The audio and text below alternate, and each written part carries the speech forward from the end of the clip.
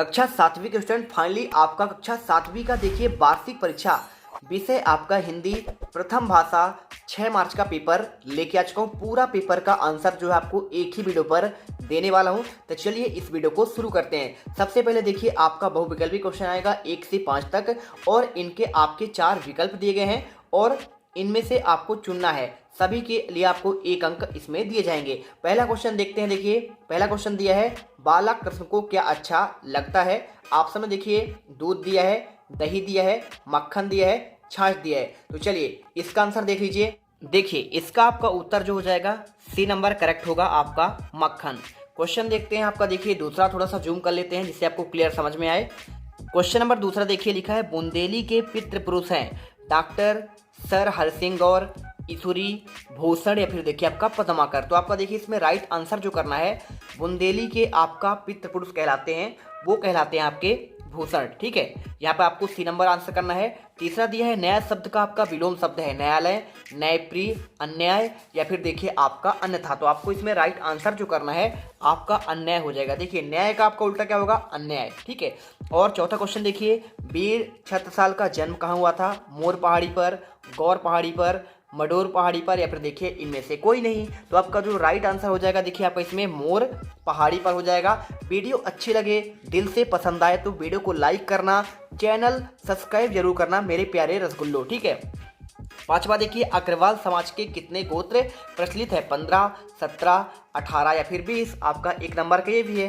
Right answer आपको देखिए सी number आपका 18 करना है। इसके बाद चलिए देखते हैं आपका रिक्तान क्वेश्चन 6 से आपके 10 तक। इससे पूछा गया देखिए छठवां नंबर, सन 1954 में भारत सरकार ने डॉक्टर रमन को डैश डैश उपाधि देकर सम्मानित किया। अब अगर मैं आंसर की बात करूं तो आपको इसमें क्या भरना है, आपको भरना है भारत रत्न की उपाधि देकर। ठीक है, उत्तर क्या लिख लेंगे, आपका हो जाएगा भारत रत्न। मैं लिख देता हूं आंसर, ये देखिए भारत और आपको लिखना है रत्न। क्वेश्चन देखिए सातवां, कर्मंडे वदक बधिकारत से माँ फलेसु कदर्शन, उपरोक्त बात किसने कहा था। तो आप जानते हैं देखिए ये कहा था आपका श्री कृष्ण ने। ठीक है, आप उत्तर जो है इसमें श्री कृष्ण कर देंगे। अगला देखिए, भारत एक खोज डैश डैश द्वारा लिखी गई प्रसिद्ध पुस्तक है। 1 नंबर क्वेश्चन, तो आपका ये हो जाएगा जवाहरलाल नेहरू। ठीक है, हमारे पहले प्रधानमंत्री थे देश के, भारत देश के, जवाहरलाल नेहरू इसमें आंसर कर दीजिएगा। ठीक है, ये देखिए आपका आंसर हो जाएगा। इसके बाद देख लीजिए आपका नेक्स्ट क्वेश्चन नंबर 9, धिन धिन धा धमक धमक पंक्ति में कौन सा आपका अलंकार है। राइट आंसर आपका हो जाएगा देखिए आपका इसमें अनुप्रास अलंकार। ठीक है, ये देखिए आपका आंसर होगा। 10वां देखिए, अष्टांग योग का चौथा अंग कौन सा आपका होता है। इसमें आपका हो जाता है आपका प्राणायाम। तो आपको यहाँ पे जो है आंसर आपको प्राणायाम करना है। क्वेश्चन देखिए आपका अति लघुत्तरी क्वेश्चन आता है 11 से लेकर आपका 16 तक। इसमें देखिए क्या दिए गए हैं, नीचे दिए गए प्रश्नों के उत्तर लगभग 15 से 30 शब्दों में दीजिए। प्रत्येक प्रश्न के लिए आपको 2 अंक निर्धारित किए गए हैं। चलिए क्वेश्चन देखते हैं आपका इसमें क्या दिया गया है। आपका 11वां क्वेश्चन, यशोदा कृष्ण का किस तरह श्रृंगार कर रही है। 2 अंक का क्वेश्चन है। आपको देखिए सिंपल सा इसमें आंसर लिखना है। आप लिख दीजिएगा, देखिए आपको लिखना है, यशोदा ने कृष्ण के शरीर पर तेल लगा दिया था, आंखों में काजल लगाकर भौहें बना दी थी, उसके माथे पर काला टीका लगा दिया। इस प्रकार वे कृष्ण का श्रृंगार कर रही है। क्वेश्चन देखते हैं आपका देखिए 12वां, डॉक्टर अब्दुल कलाम बच्चों के साथ कैसा व्यवहार करते हैं। उत्तर की अगर मैं बात करूं तो आपको देखिए लिखना है, डॉक्टर अब्दुल कलाम बच्चों के साथ बात करके आनंद की अनुभूति करते हैं। उनके अनुसार बच्चों में संपूर्ण राष्ट्र का विकास छिपा हुआ है। बच्चों से वे मित्र की तरह बातें करते हैं। बच्चे भी स्वयं को गौरव की अनुभूति यहाँ पे करते हैं। ठीक है, क्वेश्चन देखिए 13वां, भरपूर वर्षा कब होती है आपको बताना है। तो देखिए आपको लिखना है, जब कलश का पानी गर्म हो, चिड़िया धूल में नहाए, और इसके साथ देखिए आपको इसमें क्या पूछा गया है, चींटी अंडा लेकर चले, भरपूर वर्षा होने की संभावना हो। तो आपको यहाँ पे जो है इस प्रकार आंसर आपको लिख देना है। ठीक है, चलिए इसके बाद देखिए आपका जो नेक्स्ट क्वेश्चन दिया गया है, हमारे देश में राखी का क्या महत्व है। इसमें आपको आंसर देखिए लिखना है, हमारे देश में देखिए राखी को भाई बहन के स्नेह बंधन का प्रतीक माना गया है। सुरक्षा सुरक्षा सूत्र को पहनकर भाई बहन की रक्षा करने का संकल्प लेता है। ठीक है, क्वेश्चन देखो 15 आपका दिया है, पचमढ़ी में कौन से आपके दर्शनीय स्थल है। 2 नंबर क्वेश्चन, सिंपल सा आपको उत्तर कर देना है मेरे प्यारे रसगुल्लो। पचमढ़ी में अनेक दर्शनीय स्थल जैसे धूपगढ़, चौरागढ़, महादेव मंदिर, सूर्योदय सूर्यास्त के अनुपम दृश्य दिखाई देते हैं। यहाँ पर स्थित 5 गुफाएं भी पौराणिक महत्व के रखते हैं। ठीक है, 16 क्वेश्चन देख लीजिए क्या दिया गया है, मेरी भावना कविता में कवि ने किन किन पर साम भाव रखने की बात कही है। साम भाव मतलब आपका दया दृष्टि की बात कही है। ठीक है, आपको उत्तर में लिखना देखिए, इस कविता में कवि ने दुष्ट, निर्दयी व फिर गलत रास्ते पर चलने वाले इत्यादि के प्रति साम भाव रखने की बात कही है। इसके बाद चलते हैं आपका, देखिए यहाँ पे आपका नेक्स्ट क्वेश्चन आपका आता है यहाँ पे 17 से लेकर आपके 22 तक के क्वेश्चन। थोड़ा सा मैं जूम कर लेता हूँ जिससे आपको क्लियर समझ में आए। देखिए इसमें आपको दिया गया है 40 से 50 शब्दों में इनके उत्तर देने हैं। 3 अंक आपको देखने को मिलेंगे। 17 क्वेश्चन, तात्या टोपे के चरित्र की आपको विशेषता बतलानी है। चलिए आपको इसका आंसर प्रोवाइड कराते हैं।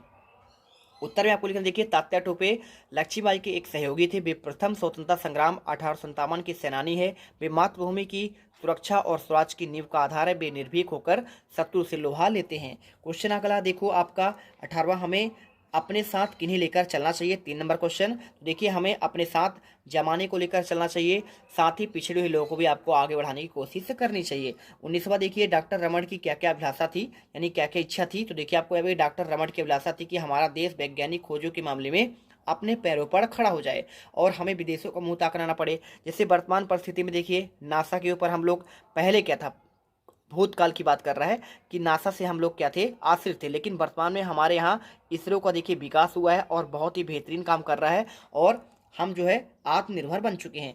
इसके बाद देख लीजिए आपका दिया है 20वां, राजा और आखेटक के बीच क्या विवाद हुआ।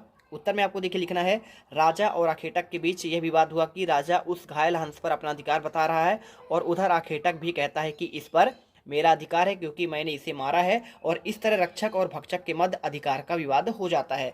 इसके बाद देखते हैं आपका, देखिए क्वेश्चन 21वां, गंगा नदी में नेहरू जी ने कौन कौन सी भावनाएं लिपटी हुई हैं। 3 नंबर क्वेश्चन, तो देखिए आपको उत्तर थोड़ा सा बड़ा आपको लिखना है, ठीक है।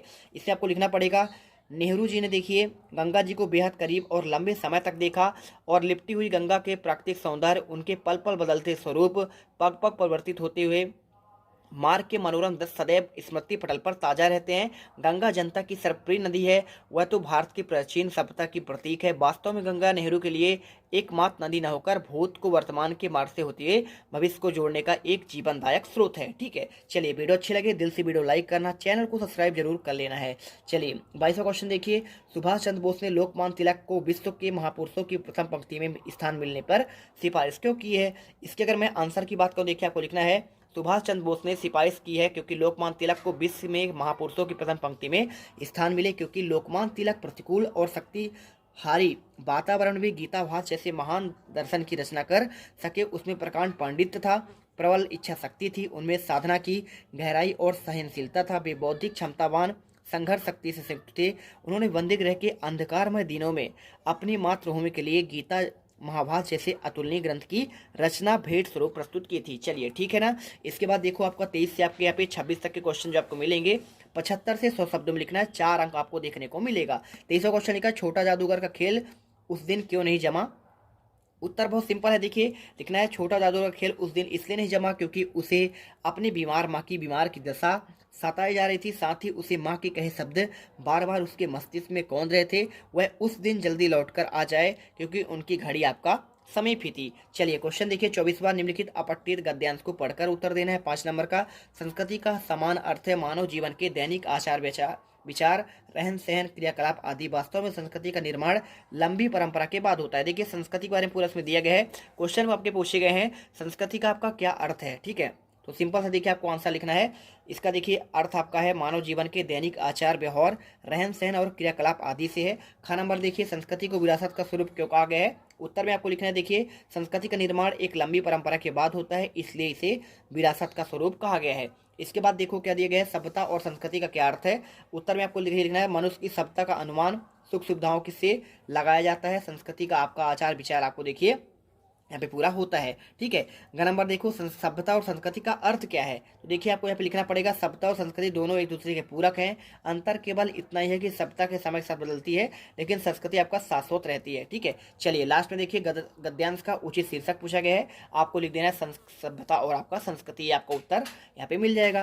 क्वेश्चन 25वां देखिए, मलेरिया बुखार आ जाने के कारण 3 दिन के अवकाश हेतु आपका प्रधानाध्यापक को एक प्रार्थना पत्र लिखना है। सिंपल सा क्वेश्चन है, देखिए कुछ आपको करना है नहीं, इसमें आपको सिंपल सा आपको लिखना है। देखिए सेवा में प्रधानाध्यापक महोदय, विद्यालय का नाम लिख दीजिएगा शासकीय पूर्व उच्चतर माध्यमिक विद्यालय शहडोल, उज्जैन, उमरिया, आपका जो भी लिख दीजिएगा, ठीक है। स्थान दिनांक लिख दीजिएगा। विषय में आपको लिखना है 3 दिन के अवकाश हेतु प्रार्थना पत्र। मान्यवर सविनय नम्र निवेदन है कि अपना नाम, जैसे आपका नाम क्या है? शीला है। मेरा नाम शीला है, मैं आपकी कक्षा 7वीं की छात्रा हूँ। मुझे मलेरिया बुखार हो गया है, जिस कारण मैं विद्यालय में आने में असमर्थ हूँ। चिकित्सक ने मुझे 3 दिन की विश्राम करने की सलाह दी है। अतः आपसे विनम्र निवेदन है कि जितने दिन का पूछे आपको उतना दिन का कर देना था, है ना? तो आपको उसके हिसाब से आपको 3 दिन की अवकाश के लिए प्रार्थना पत्र डेट डाल देना है और आपको ये पूरा लिख देना, आपके आगे कार्ड 6, अपना नाम कर देना, कक्षा और आपका अनुक्रमांक कर देना है। लास्ट देखिए, किसी एक पर आपको निबंध लिखना है। निबंध कैसे लिखना है? देखिए 5 अंक का आपको कंप्यूटर पर, वृक्षारोपण या फिर आपका प्रदूषण पर।